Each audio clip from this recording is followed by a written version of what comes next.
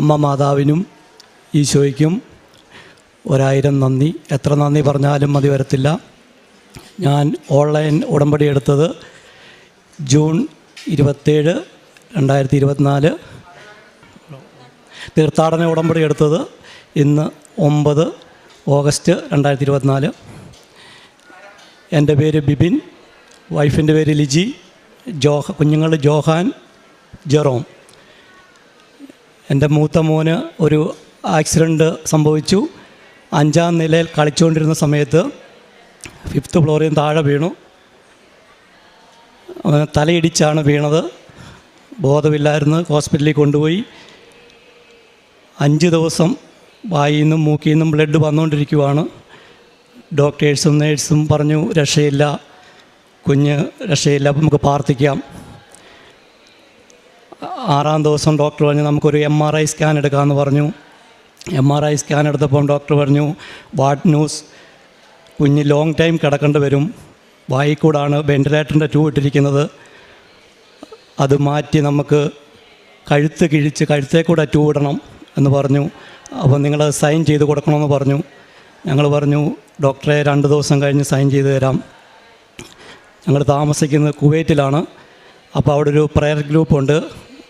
ജപമാല ചൊല്ലുന്ന 900 പേരോളം ഗ്രൂപ്പിലുണ്ട്. ഞങ്ങൾക്ക് അവിടുത്തെ ഒരു ബ്രദറിൻ്റെ നമ്പർ കിട്ടി, ബാബു ബ്രദർ. അപ്പം ഞങ്ങളോട് പറഞ്ഞു നേരിട്ട് വന്നിട്ട് കാണാം, സംസാരിക്കാമെന്ന് പറഞ്ഞു. ഞങ്ങളെ വിളിച്ചു പറഞ്ഞു ഞങ്ങൾക്ക് ജപമാലയും തേനും ഉപ്പും തന്നിട്ട് പറഞ്ഞു നിങ്ങളൊന്നുകൊണ്ടും വിഷമിക്കേണ്ട, നമ്മുടെ മാതാവ് കൈവിടത്തില്ല, നമ്മുടെ മാതാവ് നമുക്കൊരു റിസൾട്ട് തരും, പ്രാർത്ഥിക്കാമെന്ന് പറഞ്ഞു. ഞങ്ങളതുപോലെ തന്നെ ഞാൻ പിറ്റേ ദിവസം പോയി കുമ്പസാരിച്ച് കുർബാന കൊണ്ട് ഓൺലൈൻ വഴി ഉടമ്പടി എടുത്ത് ഞാനും വൈഫും പ്രാർത്ഥിച്ച് പിറ്റേ ദിവസം ചെന്നപ്പോൾ കുഞ്ഞിന് ഭയങ്കര പനിയാണ്. വൈഫ് ICU കയറി കണ്ടിട്ട് കുഞ്ഞിൻ്റെ പില്ലോയുടെ അടിയിൽ ജപമാല വെച്ചു. അതുപോലെ തന്നെ ഞങ്ങൾ കയറുമ്പോൾ കുഞ്ഞിൻ്റെ ചുണ്ടയിൽ തേൻ തേച്ച് കൊടുക്കും, മുടിയേൽ ഉപ്പിടും. അപ്പം ഉപ്പിട്ടും ഡോക്ടർ ലാസ്റ്റ് പിറ്റേ ദിവസം പനിയായപ്പോൾ എല്ലാവരും പറഞ്ഞു നിങ്ങൾ ധൈര്യം കൈവിടല്, കുഞ്ഞിന് പനി കണ്ടമാനം കൂടി, രക്ഷയില്ല, നമുക്ക് എന്തു വന്നാലും കൈവിടരുത്, നമ്മളെല്ലാത്തിനെയും അതിജീവിക്കണമെന്ന് പറഞ്ഞു. ലാസ്റ്റ് ഞാൻ ഹോസ്പിറ്റലിൽ മുട്ടയെ കുത്തി മാതാവിനോട് പ്രാർത്ഥിച്ച് എൻ്റെ അമ്മ മാതാവി അപ്പനും അമ്മയും ജീവിച്ചിരിക്കുമ്പോൾ കുഞ്ഞുങ്ങളെ നഷ്ടപ്പെടുന്ന വേദന അതെനിക്ക് തരല്ലേ എൻ്റെ അമ്മയെന്ന് ഞാൻ കരഞ്ഞു പ്രാർത്ഥിച്ചു. പിറ്റേ ദിവസം കുഞ്ഞ് റെസ്പോണ്ട് ചെയ്തതാണ് ഞങ്ങൾ കേൾക്കുന്നത്. ലിജി ഹോസ്പിറ്റലിൽ ICU കയറി ചെന്നപ്പം കുഞ്ഞ് റെസ്പോണ്ട് ചെയ്യാൻ തുടങ്ങി, കണ്ണ് ചെറുതായിട്ട് തുറക്കാൻ തുടങ്ങി. എന്നിട്ട് പിറ്റേ ദിവസം കുഞ്ഞ് ചെറുതായിട്ട് കൈ പൊക്കിയിട്ട് എഴുതുന്ന പോലെ കാണിച്ചു. ഉടനെ നേഴ്സിന് മനസ്സിലായി, പേപ്പറും പേനയും കൊടുത്തപ്പോൾ കുഞ്ഞത് 27 എനി എന്നെഴുതി. അപ്പം നേഴ്സ് ചോദിച്ചു ഈ 27 എന്താ, കുഞ്ഞിൻ്റെ ബർത്ത്ഡേ ആണോ അതോ എന്തെങ്കിലും ടൂർ പോകാൻ പ്ലാൻ ഇട്ടിട്ടുണ്ടായിരുന്നോ? അപ്പം ഞങ്ങൾ പറഞ്ഞു 27 ആണ് ഞങ്ങൾ ഓൺലൈൻ ഉടമ്പടി എടുത്തത്. അപ്പോൾ അന്ന് രാത്രി കുഞ്ഞിൻ്റെ അടുത്ത് മാതാവ് പ്രത്യക്ഷപ്പെട്ടു, ഈശോ കുഞ്ഞിൻ്റെ ശിരസിൽ കൈ തൊട്ടു. അങ്ങനെയാണ് കുഞ്ഞ് റെസ്പോണ്ട് ചെയ്തത്. കുഞ്ഞ് പെട്ടെന്നായിരുന്നു. പിന്നെ വെൻറ്റിലേറ്ററിൻ്റെ ട്യൂബ് ഉടനെ 2 ദിവസം കഴിഞ്ഞപ്പോൾ മാറ്റി, ഓക്സിജൻ കൊടുത്തു. ഓക്സിജൻ്റെ ട്യൂബ് മാറ്റി 2 ദിവസം കഴിഞ്ഞപ്പോൾ കുഞ്ഞിനെ വാർഡിലേക്ക് മാറ്റി. കുഞ്ഞിൻ്റെ കൈക്കൊരു ഒടിവുണ്ട്, സ്റ്റീലിട്ടേക്കുവാണ്, ഒരു സർജറി ഉണ്ടായിരുന്നു, അതും കഴിഞ്ഞു. 5 ദിവസം കഴിഞ്ഞപ്പോൾ കുഞ്ഞിനെ ടോട്ടൽ 22 ദിവസം ഹോസ്പിറ്റലിൽ കിടന്നുള്ളൂ. ഡിസ്ചാർജ് ചെയ്തു. അവന് ഒരു കുഴപ്പമില്ല, ഇപ്പോൾ അവന് സംസാരിക്കുന്നു. എല്ലാവരും പറഞ്ഞു അവൻ ബോധം വന്നാലും അവന് ബുദ്ധിമാന്ദ്യനായ ഒരു പയ്യനെ ആയിരിക്കും നിങ്ങൾക്ക് കിട്ടുന്നതെന്ന് പറഞ്ഞു. ഇപ്പോൾ ഒരു കുഴപ്പമില്ല, അവന് പഴയ എല്ലാ കാര്യങ്ങളും അവന് ഓർമ്മയുണ്ട്. അവൻ സംസാരിക്കുന്നതിനും ഒന്നിനും ഒരു ബുദ്ധിമുട്ടുമില്ല. ഇതിനെല്ലാം മാതാവാണ് ഞങ്ങളെ ഇതാക്കിയത്. മാതാവിനോട് എത്ര നന്ദി പറഞ്ഞാലും മതി വരത്തില്ല. അതുപോലെ തന്നെ ഞങ്ങൾ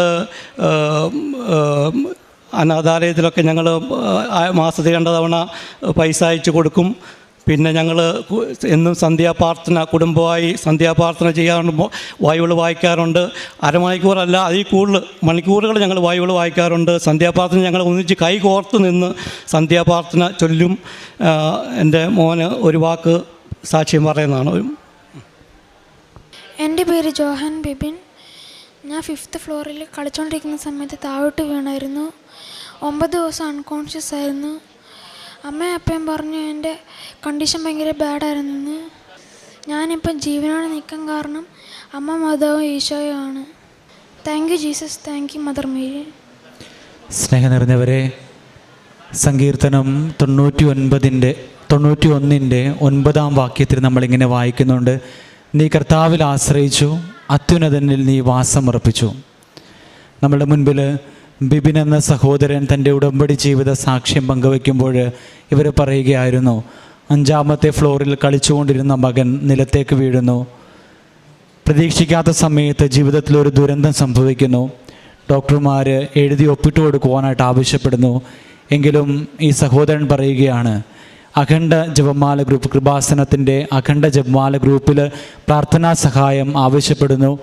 അതിനുശേഷം ഓൺലൈനായിട്ട് ഉടമ്പടിയെടുത്ത് കുമ്പസാരിച്ച് വിശുദ്ധ കുർബാനയിൽ പങ്കെടുത്ത് ഒരുങ്ങി ഈ സഹോദരങ്ങൾ തങ്ങളുടെ കുഞ്ഞിന് വേണ്ടിയിട്ട് പ്രാർത്ഥിക്കുവാനായിട്ട് തുടങ്ങുന്നു.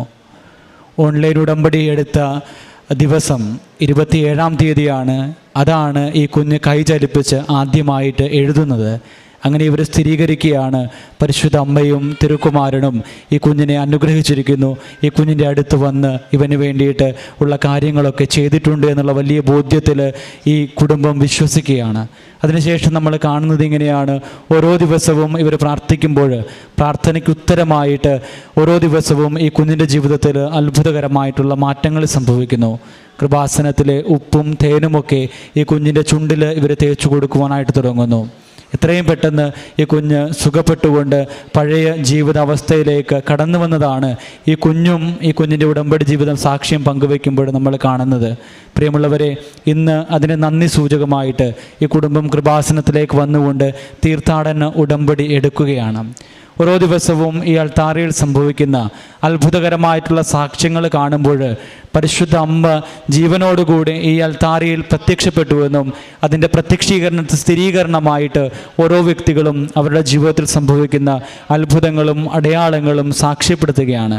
ഈ സഹോദരങ്ങൾ സാക്ഷ്യപ്പെടുത്തുമ്പോഴും പരിശുദ്ധ അമ്മയുടെ പ്രത്യക്ഷീകരണത്തിൻ്റെ സ്ഥിരീകരണമാണ് അവർ നമ്മളുടെ മുൻപിൽ പങ്കുവയ്ക്കുന്നത്. ഈ കുടുംബത്തോട് ചേർന്നുകൊണ്ട് പരിശുദ്ധ അമ്മയ്ക്കും തിരുക്കുമാരനും നന്ദി പറഞ്ഞുകൊണ്ട് ഈ കുടുംബത്തിന് പരിശുദ്ധ അമ്മ ചൊരിഞ്ഞ വലിയ അനുഗ്രഹത്തിനും ദാനത്തിനും നമുക്ക് നന്ദി പറഞ്ഞുകൊണ്ട് ഈശോയെയും പരിശുദ്ധ അമ്മയെയും സ്തുതിക്കാം. ഇതോടൊപ്പം തന്നെ ദൈവനാമത്തിന് നമുക്ക് നന്ദി അർപ്പിക്കാം.